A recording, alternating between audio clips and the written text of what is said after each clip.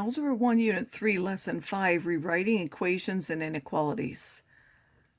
So we want to rewrite what are called literal equations and inequalities, which is when the equation is only in terms of variables and letters. Where the letters could represent numbers, we just don't know what they are, or they represent any sort of numbers that could be there. So suppose we have something ax plus b equals c. So let's consider that. Before we do that, let's pick 3 examples of that. Again, a, b, and c can now be any numbers, and we're trying to find out what x is. So what do we do in this one? We first get rid of the 1. We would subtract 1. What do we do in this one? We would first get rid of the plus 5. We would subtract the 5, and here we would get rid of the plus 3. We would subtract 3. So in each case, we would be doing what? Something similar, because they have the same structure, we would be getting rid of that. Now we have something multiplied times the x, so in each case, we're left with a number times the x is equal to another number. So in this case, we would divide by 3. In this case, we would divide by minus 2. And in this case, we would divide by 4, which is our value of a. And then we would solve each one of those. Any of these, the first thing that we did is we subtracted the value of b, and then when we got to the second thing, we then divided by the value of a. So instead of doing the same thing over and over for a whole bunch of different equations, we can solve ax plus b equals c, and then simply plug in the values for our particular situation that we have for the solution. So it takes advantage of the fact that the solving process is the same. So now if I want to solve this, and then we're going to use it to solve one of these particular ones. So again, what do we do first? We're trying to find x. So all of these we know are numbers, we just don't know what they are. So instead of adding b, we would subtract b from both sides. That one cancels, and I get ax is equal to c minus b. And then I want to divide by that a, so I would divide both sides by a. Again, we can't divide by 0, so that's why we can't have a 0. And then x would be c minus b over a. That is the solution. Now, how can I solve 3x plus 1 equals 7 without going through those same steps? I now know the solution of this. Well, I have to look. My a is 3, my b is 1, and my c is 7. So first I recognize that in this thing, my numbers are a is 3, b is 1, c is 7, and now I can simply plug them in there and say x is equal to c minus b. Well, c, that's 7 minus 1, and then dividing by 3, so that would give me 2.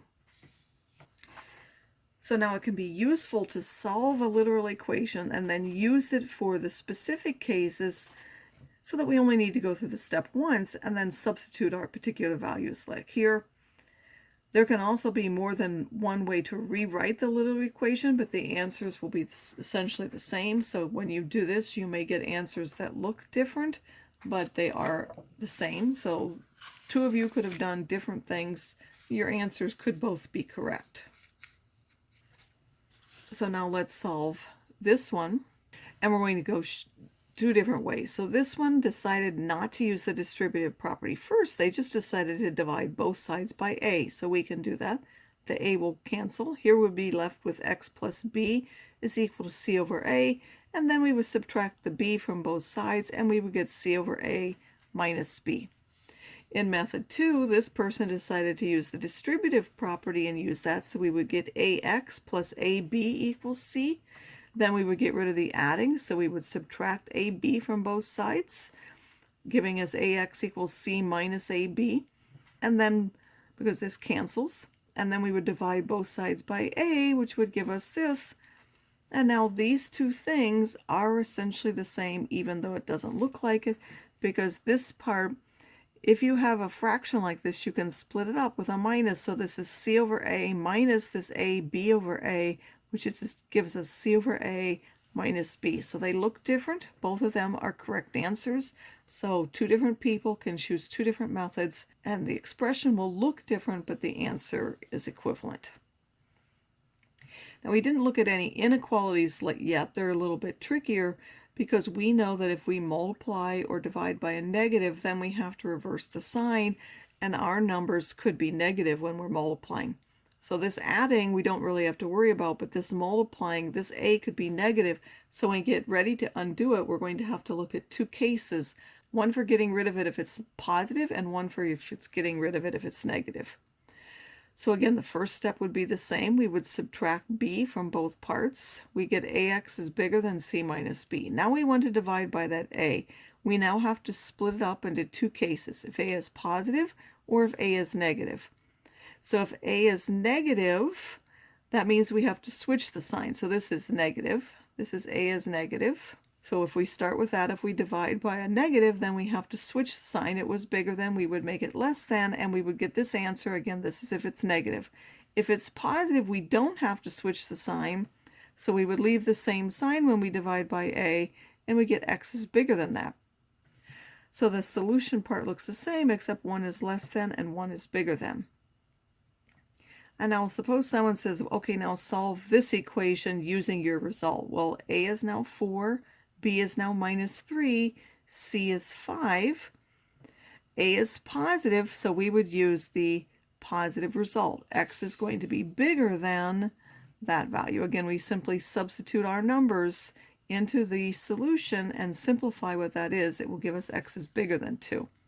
Suppose instead we had this one. Well, now this one we have a as negative, so we have to pick the result for the negative, which says it's less than that. We're going to put the less than one now, and again, this is a, b, and c, so a is minus 4, b is minus 3, c is 5. We substitute them for our values and simplify. We would get x is less than minus 2. This again is an inequality. It's going to involve some sort of multiplication, so we're going to have two cases. We need to take all of our variables to one side, so I would subtract bx from both sides first, giving me ax minus bx is less than or equal to c. I can't get rid of the number in front of an x unless I only have one x, so I need to use the distributive property in reverse and factor that out, or combine like terms, whichever way you want to look at that. I have a of them and I take away b of them, so I have a minus b of them left.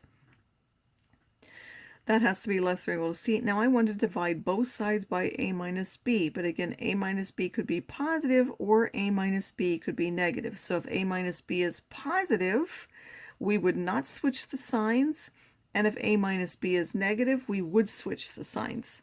So a minus b is positive would mean what? That would mean bigger than 0. So a, if I add b to both sides, a would be bigger than b, so that's this one. That one would be a minus b is positive. And then if a minus b is negative, a had to be less than b. That's why we would end up with a negative number. And in that case, we would have to switch the sign when we divide.